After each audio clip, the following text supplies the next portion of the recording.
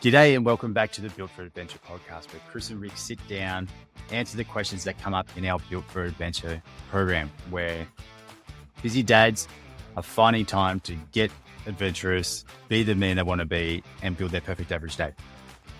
If you want to learn how to be a part of Built for Adventure, drop us a comment, reach out to us on our socials, send us an email, and we'll hook you up with an invite to come check it out and be a part of the tribe. Now, let's get into the episode.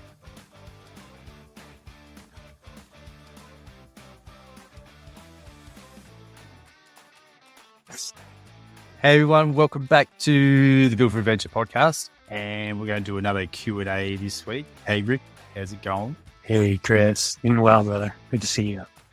You too, man. I'll preface with saying hay fever is nuts right now. In Albury. I reckon we definitely are the hay fever capital of Australia, for sure. I'm going to say the world, because I have had the jab and I take hay fever tablets, and I'm still just like, you can see my eyes. Yeah, well, They're just so red. But anyway, I'm doughy. The hay fever tablets make me just feel like a doughy mess. But we've got some cool questions, and let's rip. What are we going to start with? yeah. Let's talk about fueling for fat loss. Like, why do you believe in it so much? So I had a good conversation with a dad in person, just off the cuff. And I was telling her about like how I use the app Macro Factor. Like all I do is give it my food, give it my daily weigh-ins, and it gives me a target that I stick to, and the target changes every Sunday when we do the check-in. You're using the app too. Yep. And he come back and said, I don't have the discipline for that. And maybe it was that maybe sort of think like, so I think it has like, it's no discipline. I'm eating whatever I like. I just got to put it in there. I don't care. There's like two different worlds. And I was sort of saying it to him. I was like, it's interesting you said that, because like, I don't see it as a discipline thing. I'm eating whatever I want. And I just throw it into the app, and it tells me how much I can eat. And he kind of said it was like, oh yeah. And he's like, I think I just do better with diets. And then, so it was a really good conversation. So the reason why I think like fueling for fat loss is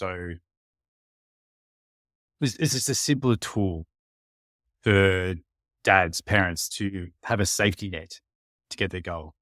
So it's like, the concept of the safety net is like, do something which is like takes very little effort, very minimal time, that will guarantee the goal and will catch you when you fall.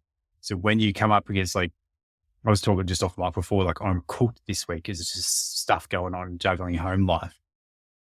And I'm kind of falling into that safety net where I just got to give it the boot. And then I just stop when I get to the point where I need to stop. And that's it. I don't have to think about the food choices or anything. If I don't want to, I can just chuck it in there. It doesn't really matter. I think as a parent, it's super important. Like allowing them to eat the way they already do, because they found most people have a way of eating. They just generally eat too much of it because they don't know how much of that they can get away with. So instead of going like, as a parent, using tons of willpower and learning, like a strict diet with all these rules, it's just like, just track your food, weigh yourself once a week, and do your measurements. Does you get results? Yes, no. If not, reduce it a little bit. And that's like this. That's the reason why I think fueling for fat loss is so important. It's the easiest thing to do. And we're not talking like, I think what people get caught up with is like weighing and measuring and all that kind of stuff, like getting really detailed with the calorie tracking. We don't do any of that. We're like, eyeball it, track it, and we just track the trends. If it's inaccurate, cool. Just be consistently inaccurate.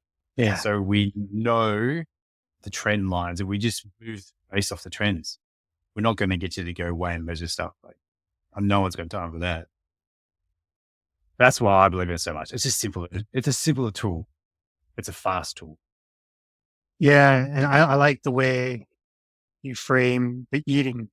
Has to be practical, especially if you're trying to eat with your family, right?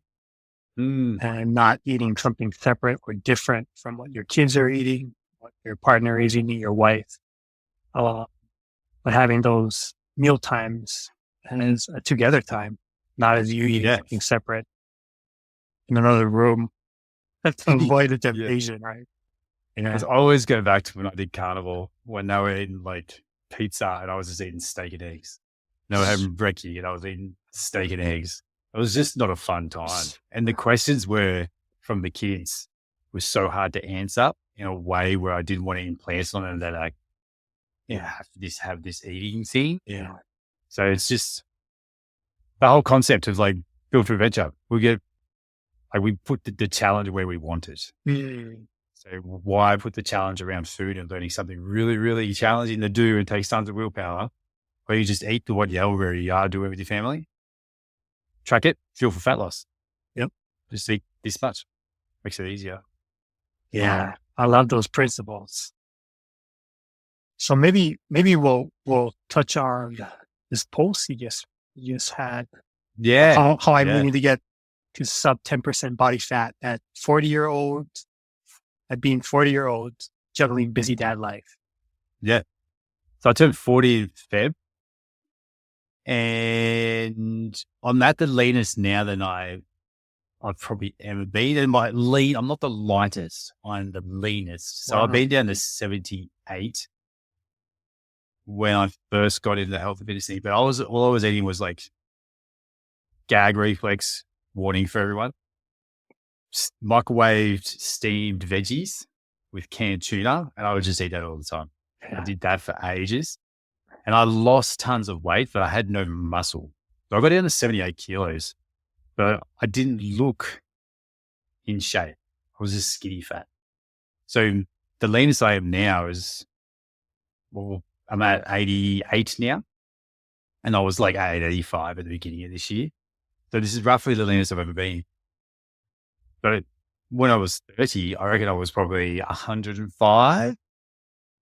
Around 27% body fat, probably. And I was a PT then too. I just tried to do the whole out-train your diet thing.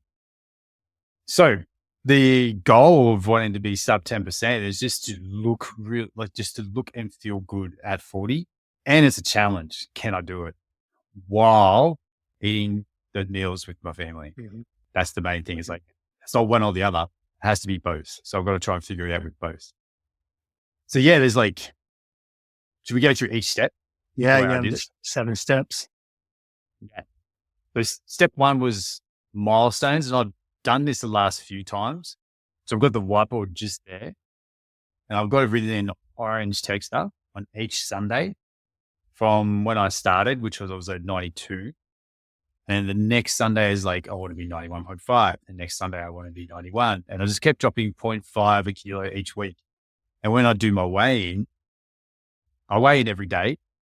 But it's usually the aggregate, which is what Macrofactor gives us. Mm-hmm. I put that on the Sunday. If I get it, sweet. It basically allows me to do a free meal, which comes down in the other steps. But basically step 1, milestones. Set up milestones. So you got incremental wins getting you there. So you have feel good moments on the way down. Yeah. That's the most important part. And then step 2, Fuel for Fat Loss, which is what we've just talked about, where I put all my food and whatever I drink calorie-wise as well into Macrofactor. It doesn't matter what app you just use any app. We use Macrofactor ourselves and do my daily weigh-ins and then let that tell me how much I can eat. And then the game I've got, which I've done a post before about training for adventure, my game is trying to increase my movement without causing stress on the family as much as I can to allow me to eat more food. So those two play off against each other. And then I go to step 3, the MET 10 eating, and not like hat tip to Jade Tedder. I've read this from him when I did his muscle gain challenge. I can't remember what it was called. I actually think the program might have been called MET 10. But anyway, it was a really cool strength program, but he had a nutrition protocol in it. And the MET 10 list was in there. And it was just a good list. It was just easy. It's like, stick to this all the time. One favorite food. So basically the list is like meat, dairy, eggs, non-starchy veggies. So like salads and stuff, fruits, plain potatoes, so sweet potato, white potato, boiled potatoes, rice, vinegars and spices for flavor. Then a protein and fiber meal replacement, which can be a protein bar or when I use protein powder. Mm-hmm. And then number 10 is just the favorite food. You pick one thing that's not on that list and have that for the week to sort of keep yourself sane. I just stick to that pretty much all the time. And there's just little tweaks to dinner that I might need to make. Like if the kids are having spaghetti bolognese and pasta, I'll just have that with rice. Sure. And I prefer it with rice, funnily enough. But just tweak having my days like that. I follow the MET 10 list. If it's not 100%, it'll be like 95%. It's very close to 100%. Wow. And I'll run that between milestones. So between going from like, where am I at now? 88. So I'm staying on MET 10 till I get down to 87.5. Mm. And then, which is like on step 4, when I get to those milestones, I just have a free day. Like on Sunday, I just had one. And what we have, I had some burgers and I had cheese and crackers. And just stuff that like I was sort of craving. Chocolate, nothing too crazy. And I still tracked it all using my Fuel4FatLoss rules. I just had a day where I was just went completely off the list. I relaxed a little bit and then went back on it afterwards. Mm. And it's just like a mental reset. And it does lots of good stuff. Like they're kind of like refeed. It does a lot of good stuff for weight loss journeys. But yeah, for me, it's more of a mental reset. So that's another step 4. So if I go in MET 10 eating most of the time, once I hit a milestone, I have a free day and I go straight back to those MET 10. And then shakes and fruit. This is number 5. I've always played around, my perfect average day is always built around like doing tons of movement and all my work early in the day. And then lunchtime's kind of like I draw a line in the sand and then I go into like learning mode, study, looking after the kids, just kind of rest and digest, just kind of relaxing. So using the analogy of like early morning is the hunt, afternoon is the feed. So in the morning, I'm kind of only fueling enough to train, to be able to work and all that kind of stuff. So I'll just like have a scoop of protein powder and water. And the protein powder I've got is diamatized, like double chocolate fudge. It's delicious.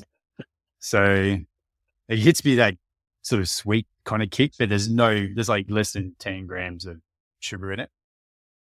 So I have that with like a banana or an apple or an orange. Doesn't really matter. Like we had this massive tub of grapefruits from Kat's sister. So I was just smashing grapefruits for like a week, like 2 to 3 times a day. But they would have protein and fruit. So I'd do that before taking the kids to school, come home, train, and do it straight afterwards.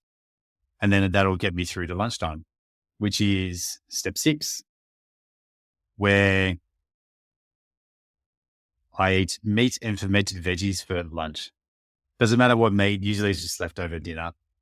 Like I had the leftover turkey mince from our tacos the night before yesterday and just mixed it in with like sauerkraut and kimchi and pickles. The pickles we've got are huge at the moment. They're like that for around about that big. Jalapenos, whatever fermented veggies I can get. There's like a fermented, you get jars at Aldi, which is just fermented veggies like cauliflower and carrots all in one. It's whatever we can get our hands on, really. And I usually fill the plate up with fermented veggies because there's like so much volume and next to no calorie hit. Like it doesn't do anything to your numbers. So I fill it up as much as I can and just have meat, like 2 to 300 grams of meat. So that's the lunch. And then the last thing, like step 7, is the salty drink, where the salty drink I'm using now is called Lights. I think it's only available in Australia, but in America, there's one called Element. Mm-hmm. I used to get that, but you can't get that easily in Australia anymore. They don't ship it anymore. But roughly it's like 1,000 milligrams of salt or sodium each stick or each scoop. I usually have 2 a day, 1 in the morning, 1 at night. And that's kind of like what I'm doing every day. The other thing I should have put in there is like step 8 is like eat family dinner. That's kind of like, it is what I do anyway. But just eat whatever's on the list, like whatever we're cooking for the kids. Generally, it's always something around meat and 3 veg. Like we had tacos. I didn't have tacos. I had rice with all the taco filling sitting on top of the meats and stuff. There's just little tweaks to whatever they're doing. And we usually just make it work that way. And Kat's doing the same as me. She's following the same rules while she's doing it. And it's just, doesn't take a lot of effort. But I will say that this is after me doing tons of diets since 2010. Yeah. So there's 10 years of experience in learning what works for me. And I will also say, like, for most people, step 1 and step 2 is all you need to lose weight. Everything else, like step 3, 4, 5, 6, 7, is all to make the process and the journey easier to show up for. Yeah. Takes less willpower. So usually, with the dads that come into the program, we go step 1, step 2, we get them locked in, and then we build out their Met 10. So whatever their list of food are that make them feel good. And then we sort of work in the rest of it. And it kind of jumps around. But that's what I'm doing every day. And some days are hard. Like I would say the last 2 days, because I've been like emotionally cooked, it's been harder to stick to. Yeah. And I've been looking for the escape of like grabbing food just to sort of feel good. Mm-hmm. But that's when I would switch to the journaling and write down stuff to stay on track. And I used to have a rule I used to always say is like, hey, if you still crave this thing tomorrow, have it tomorrow, but get through the rest of the day. And usually by tomorrow, I'm good. Yeah, I love that. Love that. The biggest question here on this post, most likely, and maybe everybody who's outside of Australia, what's this kangaroo meat you're talking about here? Yeah. So we got 2 companies, it's called a Game Meat Co. So you can go into Woes, Coles, they're like our grocery stores, and there's like a kangaroo section. So they got like kangaroo sizzle steak, kangaroo meatballs, kangaroo mince, kangaroo burger patties. So you can get 4 burger patties. And everyone knows like sausages and burger patties, they're so calorie dense. You have one and it has a huge calorie hit. I could eat easily 4 burger patties at a time, and it could be like 2,000 calories. So the kangaroo ones is like, each patty is 20 grams of protein and less than 10 grams of fat. Like it's next to none. Like it's so lean. So I use them as like a go-between. Same with sausages. I'll have sausages. I'm craving sausages. I could eat a whole tray of kangaroo sausages and it'd be like next to no hit on my day. Just a massive protein hit. Wow. Kat's not a big fan. Doesn't like the smell that much. But that's why I only do it at lunchtime. Mm. And it's very lean. So it's just like quick cook. Like it's like, you don't spend too much time cooking it because it will just dry up. Mm. Yeah. It's very it's very popular in the training world in Australia because it's our latest meat. Okay. Gotcha. Yeah. Gotcha. Like if you don't, like there's chicken breast, which everyone knows a bodybuilding chicken breast and rice and broccoli diet. But kangaroo's kind of like the other thing. There was the vertical diet guy, Stan Efferdine, whatever his name is. He's the guy who trained the mountain from Game of Thrones and to get absolutely ultra shredded. And Brian Shaw as well, the strong. He's like, lots of athletes that he's trained. He has this thing, it's called, I can't remember what it's called, but it's kind of gross. It's this meal where it's like for people who want to bulk up,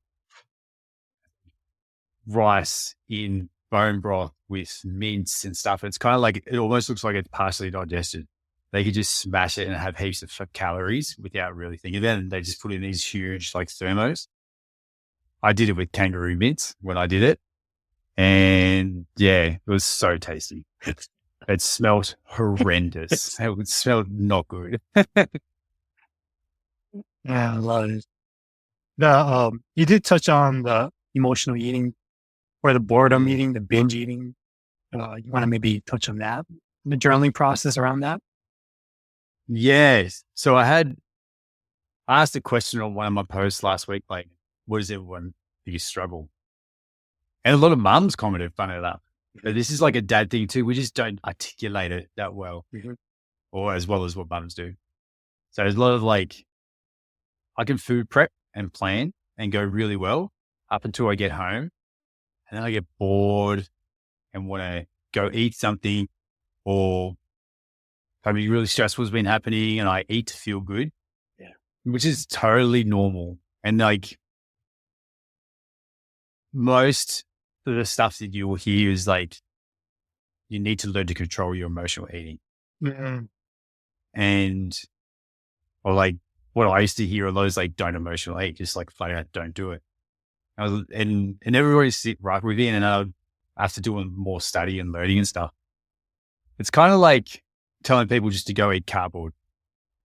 Like we like food because it tastes nice and it makes us feel good. So trying to tell people not to emotionally eat is taking away the one thing that used to bring people together. Was food. It's not that we should stop emotional eating. And what I tend to do is like, when I coach people through it, I'm like, have the thing, have whatever it is that's going to make you feel good right now, but just have this much. We're not going to say no to it, because if you do have it and you know that you're not meant to, you're going to go ham. You'll go crazy on it and go over the top because you're like, oh no, I'll stop tomorrow. But today I'm going to go nuts. But if you allow yourself to eat it whenever you want, because it does make you feel good, but you only eat this much. This is where fueling for fat loss comes in. This is why I think it's so powerful. And tracking. Yeah, like track your food, eat the things that make you feel good in the moment, and just stop when you hit the ceiling. The reason why is kind of like, sort of like you've got like a parent who's juggling lots of crazy stuff. Like say like neurodiverse kids. There's like a lady I met on the weekend. She's got 3, all with neurodiversity. So she's got a lot going on, and she's a single parent. Wow. It was like me telling her not to emotionally eat should probably push me out a window. Like it's just not a good way to go about it. So it's kind of like, cool, just do the things that you got to do to get through. But do this, like track it. Let's track it. This is your ceiling. This is how much you can get away with while still staying lean. So you can have this much, and it'll allow you to have it. And then let's start working. And this is where you touched on the journaling part. Start working in this other stuff that can help you long-term to feel good, which is like collecting proof about this actions and stuff you take in alignment towards your goal that make you feel your best. So I think it's like, it's kind of balancing like the quick wins with the long-term stuff, which is a fine balance. But I just don't like the idea of people saying like, yeah, you got to learn how to not emotionally eat. Like it's just, I didn't get it. Yeah. Like, we all do it. Yeah. Like we don't eat a steak and go, yeah, whatever. So what do you feel like? I don't feel food. I just eat. Doesn't make sense to me. Yeah. And it's also cultural. It's where we bond with our family, with each other, new friends. So yeah, I love that attitude, that perspective. I guess too, real quick on like intuitive eating, because people would be like, if you intuitively eat, you know when to stop. When you have a kid that's not sleeping very well at all, and your sleep's all up the shit, I will push back against the idea of intuitive eating, because your body is trying to get you to get as much energy as it can to get through the day. So when you're in a high stress situation, intuitive eating is challenging. So this is why we want those safety nets, fueling for fat loss. In the world we live in now, with the abundance of food we have and the onset of social media and all this kind of stuff, we need at least a tool, which is a safety net that can catch us when we get in a really high stress situation. So you can do intuitive eating, but when it stops working, you need another tool. And usually it's always like, let's look at the quantity of food you eat. So I start there. Let's figure out the quantity and then learn the intuitive eat to match it. Yeah. And that aligns better with people's stress cups. Very good. And we got a little more time. You want to touch on maybe what you're training for your next adventure, the Spartan Beast? Yeah. A guy asked me about it too. He goes, I want to do it, but I just don't feel like I can make it work. And I don't know where to start and all that kind of stuff. And we've got like our 3 pillars of training inside Built for Adventure, where it's like strength builders, which is just to get strong. So the way I use it is like that stress cup analogy. Strength builders, like if you're a cup and you're pouring stress into it, strength builders create a stronger cup, thicker glass, so it doesn't shatter. So more shit can go in, but you don't just burst. Engine builders is to build bigger capacity. So you get a bigger cup, so you can do more of life stuff without having a spillover effect. And then adventure wads is just the variety of the fun part. To connect the two, strength and engine building, put them together and like play in the arena, so to speak. Like, how does it look? Like you can get very good at strength movements by itself, and you can get very good at conditioning and running by itself. Put them together, and how does your body work then? Like I like to do really hard running and then try and do a difficult strength movement just to see where my body breaks down. And then that's the thing I try and work on. So that's what adventure wads are. What excitement, yes, but also like combining the two elements together. So this guy was asking me how would he do it. I was like, following the rules of like Built for Adventure. Show up every day and do something. Cycle between a strength day, engine building day, adventure wad day, have a rest day. It's like, this is the template. You just follow this template all the time. And then the mini pro elite, which is allows us to show up all the time. Because if I said to someone, I was like, hey, you got to do 45 minutes to an hour every day doing this, it's never going to happen. Like I can't do it either. So having the rule of showing up every day, following the strength builder, so some kind of strength work, some kind of engine work, combining the two for adventure wads, and then a rest day, and then repeat that. So that's layer 2. And then layer 3 is like, all right, so we need to set up a mini, pro, and elite version of each one. The mini should take around 5 to 10 minutes. You can do it on the worst of your worst days. And for me, that's like it's PLP, which is like push up, lunge, pull up. And I've got a echo bike here. So I'll do like a 10-second sprint on the echo bike, walk over and do a set of PLP, 1 push up, 1 lunge, 1 pull up.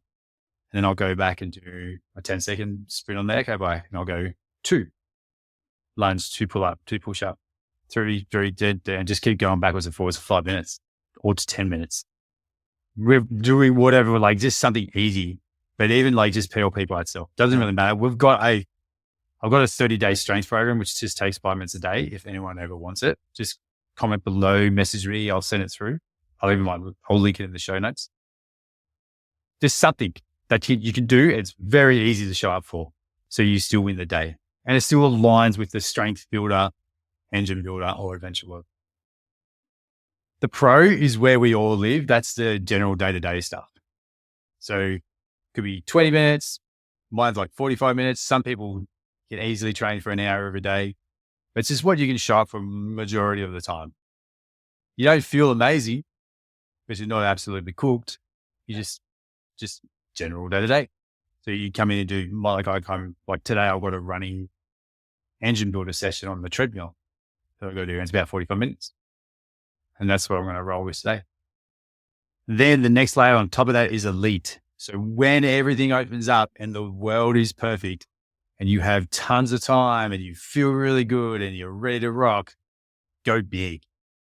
Make it big. The jump between pro and elite should be kind of big. So when you do the elite thing, it feels really good. You're like, it felt good to do that.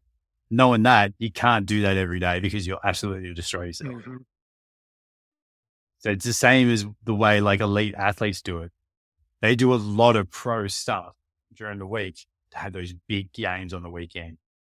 They don't destroy themselves all week and then try and destroy themselves on the weekend. They do sub-maximal stuff, which is like the pro level during the week. So they have the most amount of capacity for the weekend. So for me, I usually hit 1 to 2 elite a week. Generally, it's 1. And for me, it's like the 2-hour running sessions or 3 hours in the trails or whatever it is. They're usually the big ones. Because you got those kinds of things you got to negotiate with your partner to see if you can fit it in, all that kind of stuff. That's why when we talk about mini pro elite is like when the world's aligned and everything is right. You can go do it. There's little to no impact on the family. That's a good day. Go for it. Pro, if you show up in pro, that's a good day. You're still moving the needle. It's a win. Yeah. And minis, they're still a good day. They still move the needle. Because if you show up every day, it tells your brain that you're doing the work and it starts making you feel good. You start making progress. Your capacity gets better. Eventually, your minis will get bigger. It'd be 10 to 15, 15 to 20. But yeah, for this guy, I was just like, this is the way I would do it. Laid it out, put it all out. It was like, and then low motivation days, do a mini.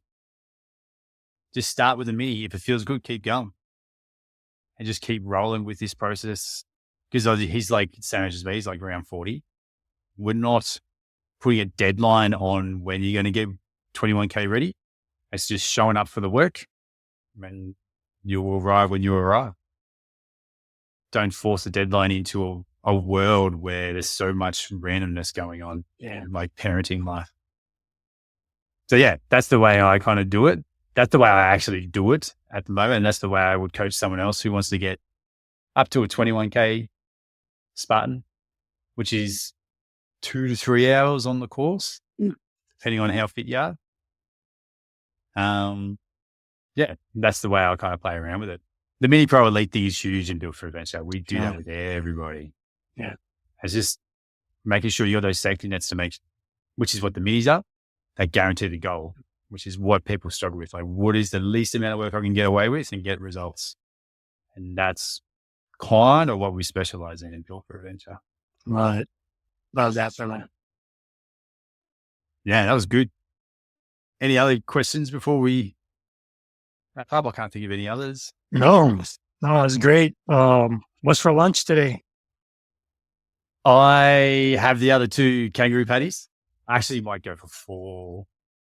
Trying to think what the day is like. Because we've got this week's like juggling kid appointments like crazy. Right now. So I think it'll be kangaroo. Yeah. It was definitely going to be kangaroo. But yeah. Kangaroo, and I might even put like a slice of cheese on them. Maybe get wild, and then all the sauerkraut. The pickled onions is amazing on top of it. It's very nice. What about you? What's your lunch? Not kangaroo. Koala. Yeah, brother. It's always a good catching up, man. Yeah, man. Like, subscribe, all that good stuff. We'll be back next week. We'll have some stuff that we want to share. We're not sharing it yet because we just got to get stuff organized and in place. We'll share it properly. We shared a little bit of it last week. We weren't quite ready to let it rip, but we'll bring it out soon. If you want to see what Built for Adventure looks like and how to get in and be a part of it, which is helping dads lose 10 to 20 pounds in 12 weeks or 5 to 10 kilos, depending on which part of the world you're coming from, in 10 to 12 weeks. If you want to see what that looks like and get Built for Adventure, click the links in the show notes and we'll take you to where you need to go to find out about it. Always reach out to us on socials. Awesome, Chris. Awesome. Thanks, babe. See you guys. Raw.